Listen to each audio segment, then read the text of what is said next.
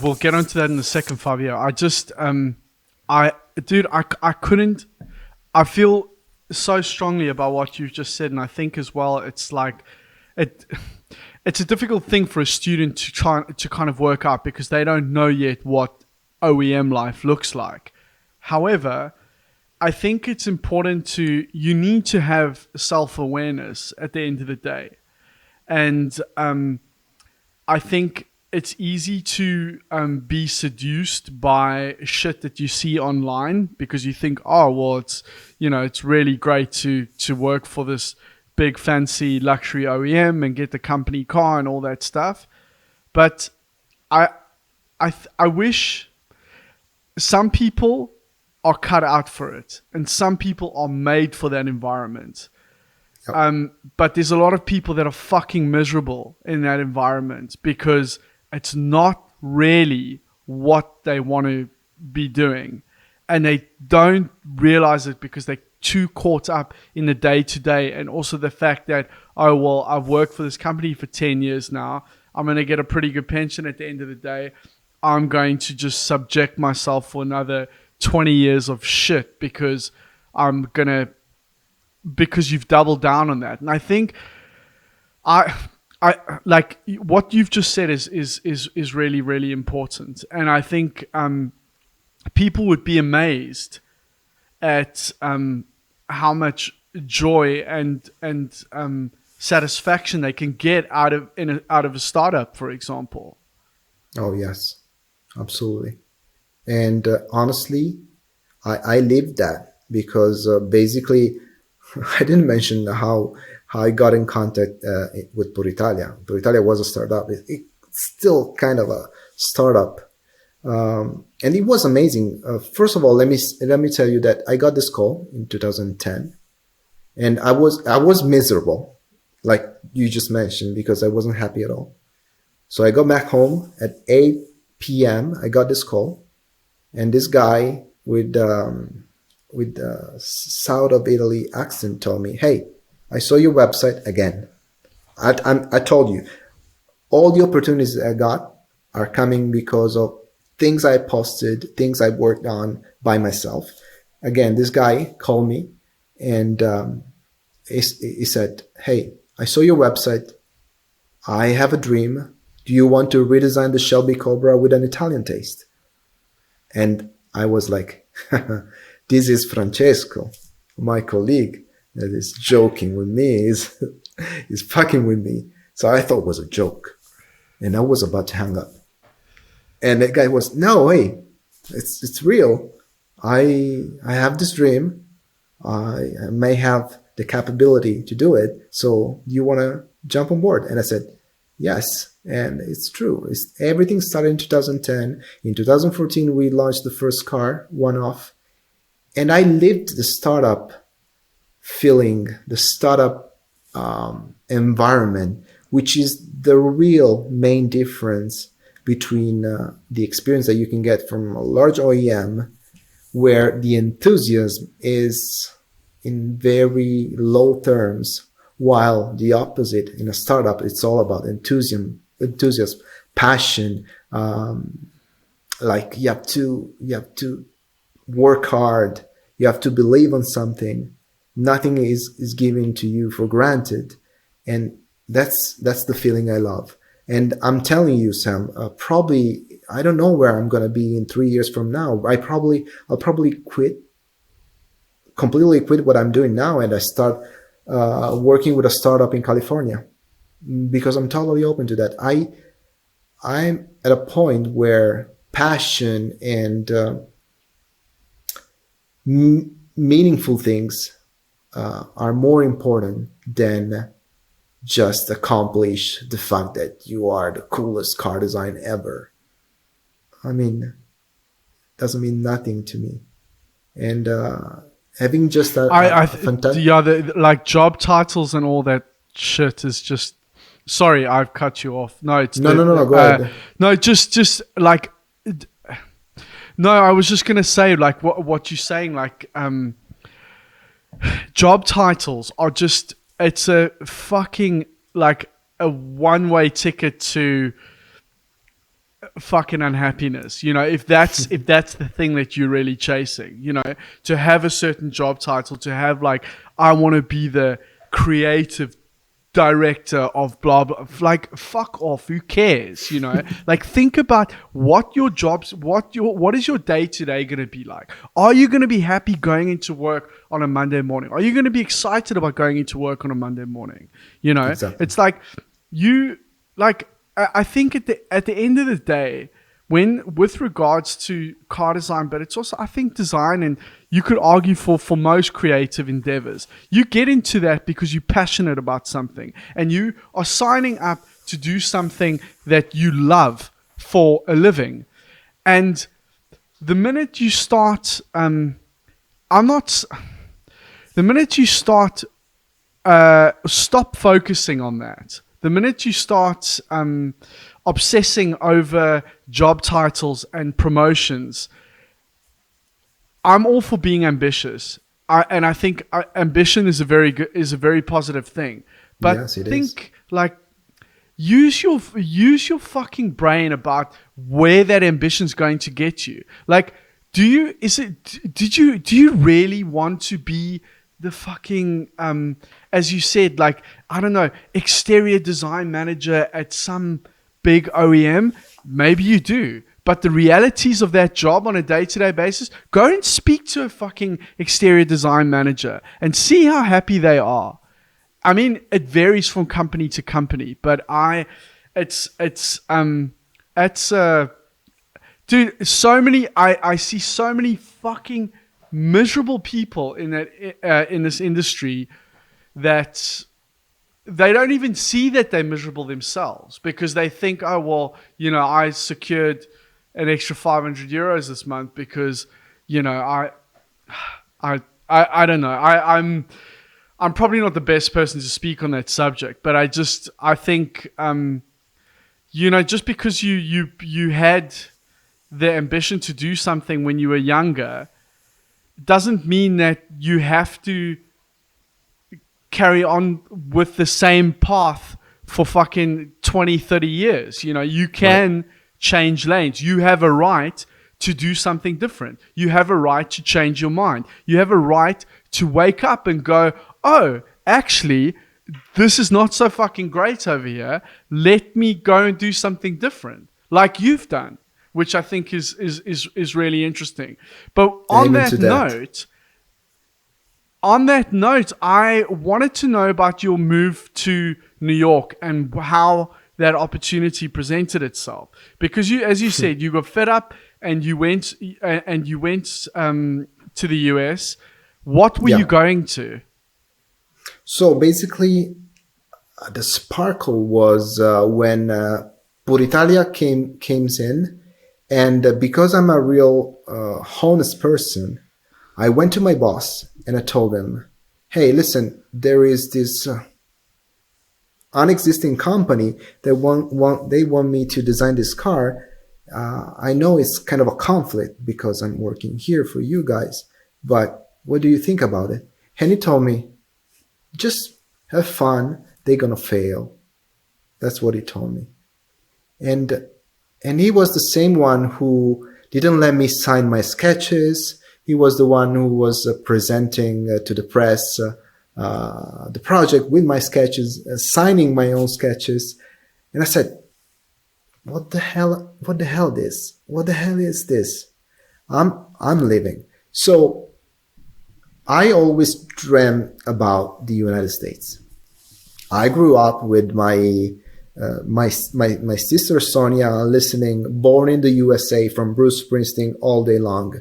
My sister Juicy had this huge poster of Manhattan in her room. So to me, United States were the place to be. And because in 2012, it was basically happy working with this Puritalia project, I said, you know what? I have a few bucks in my pocket. I have, at the time, my cousin helped me out with giving me a few contacts. And I decided, okay, I'll go. So I moved to New York in March 11, 2013. I was super happy because I was okay. My English is super good because at school I was great at English. So I arrived there.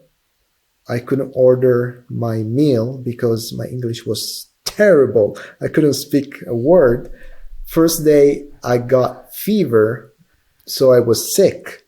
So it started as a nightmare. I had no contacts except the one who became my best friend, which is an amazing guy, by the way, Lam Lei. This guy, he's the designer of the New York Knicks logo, just for your information.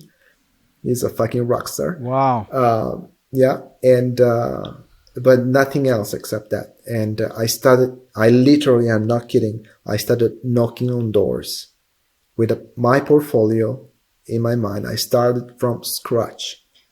And that was for a year. So I was working on the Puritalia project. That was giving me a few bucks, but nothing except that. After a year, and by the way, in the meantime, I kept pushing my own stuff on the web, right? So stuff on Coroflot, on Facebook, on forums, on my website. And one day I was super sad. I needed a pair of pants, I remember. So I went to Macy's. And in the toy section, I saw a fucking cool drone and the brand Protocol New York. And I was like, damn, I should contact this company. They're here in New York. I mean, they need, I guess, industrial designer.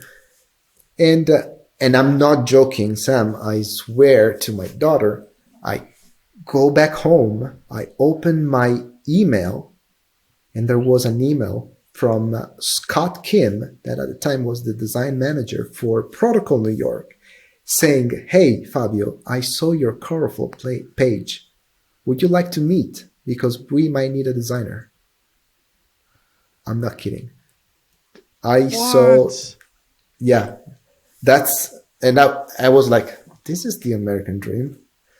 And so I met the owner. I met Scott as well. Now the owner is a friend of mine, and I'm still working for him. But we started this journey that basically they needed graphic design, and I told to this guy, hey, but you guys have a great potential. Why you don't try to find a family feeling with all the lineup? I can do that for you. We can do it together. And in 18 months, the brand, after we started working together, became the third most sold brand in the United States. And we won 5 international design awards. We worked on around 60 projects, and 40 of them are in the market, and we're still working together. He's also the sponsorship for my green card. We became great friends, and that from that moment started my American dream. From that moment on, I started feeling at home. All my best friends are there. My daughter is born in New York. Yeah, that's how everything started. And by the way, from New York City, that's a fucking awesome story. From New York City, I designed all the cars for Puritalia remotely. So to me, this pandemic situation didn't change that much on my workflow. Everything is remote. That's fucking awesome, dude. So you worked at Protocol. Are you still working with them, or did that end? No. We're working on 3 different drones right now. Yeah. Okay. All right. What? Just out of we don't have to get into it now, but just out of interest, what drone are they? Like consumer drones? Is there anything like? What is it? How does it compare to a DJI Mavic, for example? Okay. Funny enough, my first 2 drones that I designed them with Bertone. You're familiar with the name Bertone style before dying. Bit, yeah. Yeah, Bertone style before dying. Yeah. The brand was bought by a company from Milan, and with them I designed 2 professional drones back in 2013, like big drones, 6 propellers, the one that at the time you could carry the big cameras, big fat cameras, and use them for professional stuff.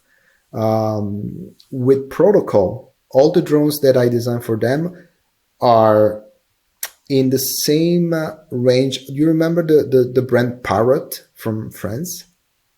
So hobby Yes. level to toy level. And let me tell you something. Designing a toy drone is the most crazy, difficult stuff to do.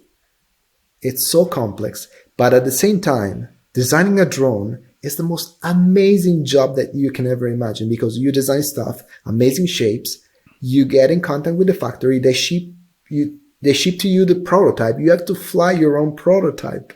And it's so amazing. It's so fantastic. And then in a few months, you see the real product on the shelves. It's Dude, so that's amazing. fucking awesome. That's really exciting. So, you okay? Then after that, what is Flying Machine? Is that your operation? No, my operation is called, like, myself, Ferrante Design. Wow, what a fantasy. Okay, all right. Uh, Fly Machine, I Because became I'm trying partner. to work out all these. Yeah, yeah. Yeah, I became partner of Fly Machine. Basically, the owner is the most amazing person that you could ever meet. His name is Micha Reis. He's from Tel Aviv, and he's a genius. He's a genius of advertising, especially for the TV market. He was the one designing all the advertisements for the Super Bowls and stuff like that. So he opened his own agency in New York, and he noticed we knew each other already. He noticed that a lot of clients were asking not just for branding and advertising, but these clients were startups where basically they also needed the design, the industrial design. So he called me once, he called me twice, and at the end we decided, hey, just partner up together. Once we get these startups coming in, we're gonna help them out with the whole process from the logo to the campaign to the physical product. And he now Wow, moved to LA. He opened the second office there, and we're still working together. He's a brilliant guy, one of the fucking brilliant awesome. mind that I ever met. And there's also this amazing, crazy, amazing designer, graphic designer called Lucio Zago, who he helped me a lot about the living in New York, the professional life there, and he's just a great guy. Great people I met in New York. Um, so just so that I understand this correctly, that's something that so Flying Machine you are partnered in. I'm the responsible for the industrial design side of the company. Then Protocol is still an ongoing thing. Are you working with them from time to time on a project by project basis, or Project basis, yes. is okay? And then Puritalia is still something is going on in the background. Yeah, even because Puritalia, we have no rush. Every project takes four Okay. years. We are a small team. There are only two designers, me and my friend Marco Marino, who's also a digital modeler. So and we don't need to, like, Puritalia is not just it's not a show off company. We we say only things that we are able to build. We say things when they are ready to be presented. I remember in 2019 when we presented the second car, the Berlinetta. We didn't bring a mock-up at the show. We drove in the fucking real car with the 758 horsepower, screaming at the auto show. They almost arrested us. Um, so that's a lifetime commitment to me. I'll never leave Puritalia. I mean, Puritalia is part of my life. Uh, I basically funded the company with the owner, and actually is getting better and better. We're developing technology, and you're gonna hear more about it in the future. So what is taking up your what is taking up most of your time? Yeah, I would say my daughter and my Jack Russell. No, just kidding. No, right now, I would say 40% Puritalia, 30% drones, and 30% the two startups that I'm working with. Wow, that's insane. And then of course you're teaching at IED as well since well, it's a year now basically. It's slightly more than a year, but that's to me, it's just actually I'm learning. I'm not teaching. It's just a source of inspiration for me. And by the way, this is kind of the Yes. legacy that my father gave me. My father was a great professor. Everybody loved him, and everything started the moment he died. It's like he passed me the legacy. Just continue spreading the good words to students. No, I think it's an amazing thing, and I don't consider that a job at all. It's just source of inspiration, and the same things that I'm telling you now, I usually tell to my students all the time. But Fabio, is it something that you can carry on doing when like if the pandemic all sorts itself out and you go back to New York, is that something that you can carry on doing? The teaching. The teaching, yeah. Well, the moment they contacted me the first time, I was in New York, and I told them, "Listen, I'm totally willing to do this. Two conditions: I have to be able to travel, and I have to be able to teach the way I want. If so, that's a yes." And they say yes. And there's a great guy there, Okay. Michele Albera, that immediately said, "Yes, absolutely, I want to work with you," and we're having fun together. And but Cool. honestly, like I said before, I'm ready tomorrow to quit everything to start from scratch in a even more exciting adventure. I don't care. Of course, I finish the project first. I don't leave them halfway. But I'm always able to change. I don't care. And starting from scratch, Mi- honestly. Your who's do you have anybody that who's been the biggest impact on you in your career? Are there Okay. any big role models?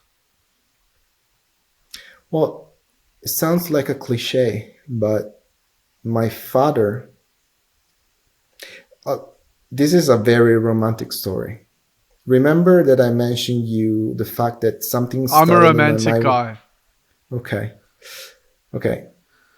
Okay. I'm gonna give you the full story. Sorry if it's gonna be long. I'll try to be short. Remember when I mentioned to you No, that the there's no rush. sparkles, the sparkles came in when I saw my father sketching during a phone call. Well, I Yes. remember during the very call with the guy from Puritalia, the call that I felt it was a joke. Eventually, it wasn't a joke. I understood that. So we started talking with this guy. And while he was mentioning about the project, I started sketching. And I sketched. I don't have it here, but I'll send it to you. I sketched the side view of the car that went into production. And like I sketched that one, I put it apart. I started the whole design process. I showed him several different proposals. Eventually, he chose that one. And that was like my father saying, "Hey, you're doing the right thing because I told you so." And honestly, my father always told me, "Hey, you, even if we can afford to send you to IED, you're gonna be able to find your way, and you're gonna be able to do what you want. You're gonna find the right people, no matter what." And I'm lucky enough to have met Pietro Camardella, first of all, Luciano Bove, Bruno Giardino. These people helped me out a lot. And also want to mention Carlo Di Giusto, which is now he's the vice director of Auto Italiana, an amazing magazine. And at the time, he was a Quattro Ruote. He was the one who introduced me to Quattro Ruote world. And it's funny because I used to tell to my father, "Hey, Dad, my dream one day will be to be on the other side of this magazine." Meaning, I was looking at all these fantastic sketches, and I don't want to be the one who's buying the magazine and look at the sketches. I want to be the one who makes the sketches. I want to be behind this magazine. And Carlo actually physically brought me inside the magazine. He introduced me to amazing people. Thanks to Luciano Bove, another example, I met an amazing guy that probably you know, at least you heard his name, is Chris Bengal. And this guy, one of the magic moments with this guy was in 2019 when he came to Geneva to the stand, and he came to me and he said, "Hey, you did it. You did a great job. Bravo." And we took a picture together. That's one of the most amazing I need to say moments. something. That guy's my fucking hero. I've heard a lot of different things about him, and I almost, when I met Anders, he said to me, "Oh yeah, you should totally do a podcast with Chris," and I'm like, "No fucking ways. I'm not ready for it, because I kind of almost don't want to meet him, but he was one of the guys. I mean, I didn't grow up with car design. I didn't know what car design to me. I didn't even know such a thing existed when I was in school. So I'm not your typical petrol head kid that knew about everything from a young age, But I was seduced by the sculpture and the sketches and clay models and stuff like that. But as a result, I didn't know a lot of famous car designers. All the famous Italian designers, I didn't know who they were. So I had to go and do my research.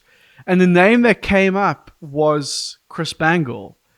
And I read a couple of articles on him, and I realized what a monumental task he had taken on by, taking at the time what was a very, very conservative brand and turning it on its head. And all the bureaucracy that he had to fight. I mean, it's something that I only really appreciate now, but it was like so inspired by that guy. I mean, really, he's a hero of mine. And he's a brilliant mind. Yeah, I mean, he's fucking brilliant. I met him the first time in 2012, I guess, during a speech where Luciano Bove got me in, and he blew my mind only talking about the future of car design. According to him, in a few years, the cars will not look the same, and he was right. Something was happening, and nobody was seeing it, and he was already talking to us about that. And everybody was scared, like, what the hell is he saying? And he was fucking right. By the way, yes, he revolutionized BMW brand, and then fantastic, like a superstar. I said, okay, I quit and I retire. By the way, he lives like few kilometers from here, like 2 towns from here. I'm in Barolo. He is like, I can't remember, Fossano, I can't remember. But yeah, he's such a great guy. We're still in contact. I send emails to him sometimes. He congratulated me. He came to Geneva. So yeah, amazing guy. Yeah, so there you go. I wanted to ask you one last question. Any advice for young designers looking not necessarily to have a traditional experience in the design field, but to have an experience like yours, i.e., the road less traveled? What advice would you give? Like I said at the beginning, try to make your own path. And that's the main advice that I can say. Try to embrace the industry, but try to remember that there is always room for interpretation. You can talk to the Pope, you can talk to the mayor of your city, you can talk to me, you can talk to your dog. You are going to have always the chance to say something, to do something. Just do it. My dog is sleeping. Yeah, mine, I have 3 dogs right now. Only one is mine though. And he's sleeping over there. Yeah, try to make your own path. I mean, enroll this amazing, if you have the chance, get inside this amazing school. Go to Pasadena, go to Milan, go to Pforzheim. If you don't have the chance though, just keep going, keep pushing, because I did it. People before me did it, and people will do in the future, because the world is changing. The world is transforming day by day. New companies are coming out, and modern companies, new roles are coming out, and we are at the edge of this kind of way to do things the way we are doing now in the car design industry, to me. Because look at what's happening in SoCal, in California, with this Aptera Motors and Canoe and stuff like that. I would love to quit everything. The other day I was stalking Arthur Martins, to see, hey, there's any job opening, because I'm ready to quit everything and come joining you. Be curious, be foolish, try to do stuff. Because, I mean, to me, the world is yours. It's not the way other people tell you to live it. That's my best suggestions. Fabio, thank you very much. That was awesome. That was a very enlightening discussion. You've had a very colorful career so far, and I think everyone's will be quite interested to see where you go from here. So yeah, thanks a lot. That was awesome. People like me, and even more professional people, have to thank you for what you're doing, because it's amazing. What you're creating here, it's like a living room where people from any kind of industry could sit and just talk, drinking wine, and having fun with amazing people. So that's why I have to thank you. Thank you. I very much the fact that you say it's like a living room, that's was very much the intention. So I really appreciate it. I didn't want it to be like this over pretentious fucking exercise in trying to predict the future, or like what the next trend is, and all that sort of shit. You know, I want it to be first and foremost, I need to have fun doing this. And the only way we can do that is if we are relaxed and just talking like this. But I also wanted to show younger people that have maybe not worked in a design studio that, people that work in the business are also just normal people. And I wanted to kind of try and expose them to a conversation that you would maybe have at the coffee machine or at the local bar with one of your designer mates and realize that actually, like, the conversation is not that abstract, and that we don't all talk in metaphors or like fucking Oscar Wilde, it's like there are normal people and good people as well. And so, yeah, I appreciate it. Thank you. Thank you, man. Great talking to you. Fabio, dude, yeah, that's it. So we'll cut there. And yeah, that was really good, dude. I really enjoyed it. And it was really cool hearing about your all the different shit that you've done, dude. It's fucking awesome.